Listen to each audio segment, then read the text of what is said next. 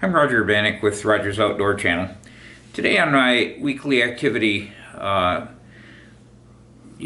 activity portion of my channel activities, I'm going to try to get you interested in trying out bird watching.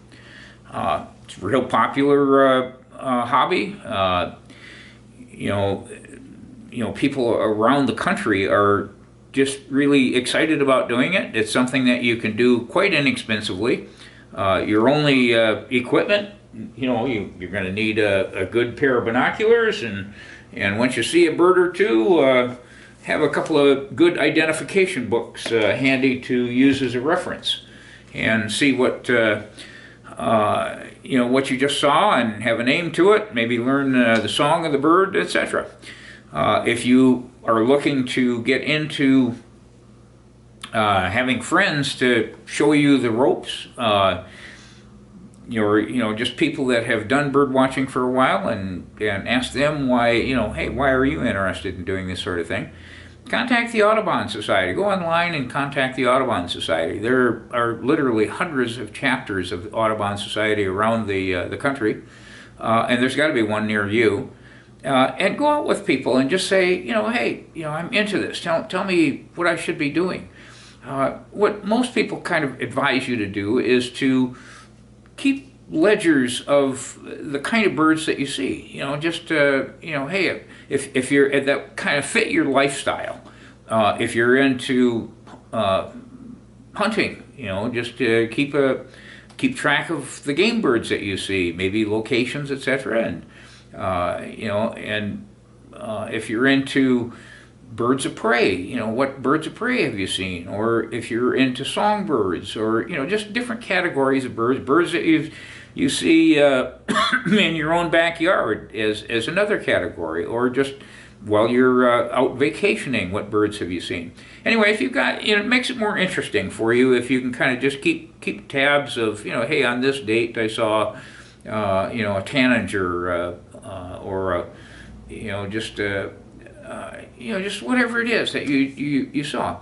And if you really get into it, you can find that, hey, just because you want to see birds, certain species, etc., it might affect your traveling. If you for example, we went to Nebraska one year and just said, hey, we want to see the sandhill crane migration, when they're really migrating in full swing. We want to go to Nebraska because there's supposed to be like 250,000 birds that migrate through Nebraska. And sure enough, when we got there, I mean, they were in just about every field eating the farmer's seeds of different crops they were trying to grow, etc. They were everywhere. It was really kind of a neat sight. Another thing that was interesting while we were there was a guy that was actually at one of the rest stations had a sign that says, hey, if you want to take pictures of sharp-tailed grouse, or at a lek, or prairie chickens too, give me a call and I'll take you out, and I can get you so close to them that you can take a picture of them with a regular camera that you can see. And so we took him up on it. It was really a neat outing. I mean, the guy put us in a school bus that was parked out in a farm field, and he says, okay, at 4 o'clock, these birds are going to come flying off the hill. They're going to land in front of this bus, and they're going to go around in a circle and do their mating dances, and you can take all the pictures you want. Sure enough, 2 minutes to 4, here they come, and we started taking pictures. It was a fun outing. So, or other trips, I was writing an article once on birds of prey, and I noticed, in Boise, Idaho, they have the World Center for Birds of Prey, and we decided, hey, let's take a trip to Boise and see this thing. It was a neat outing.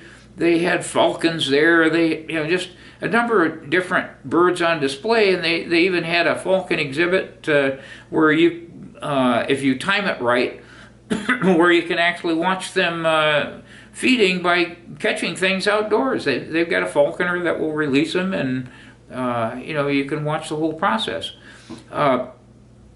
You might want to mark March 19th on your calendar. Go down to Capistrano, California, and watch the swallows come in. You know, they've been doing it for hundreds of years on that date, and it's a fun, you know, fun outing again. So, or you know, if you don't want to do all that traveling, just, you know, how about your backyard? You know, just you know, at my yard, I've got a birdhouse tree where I have like 20 over 20 birdhouses.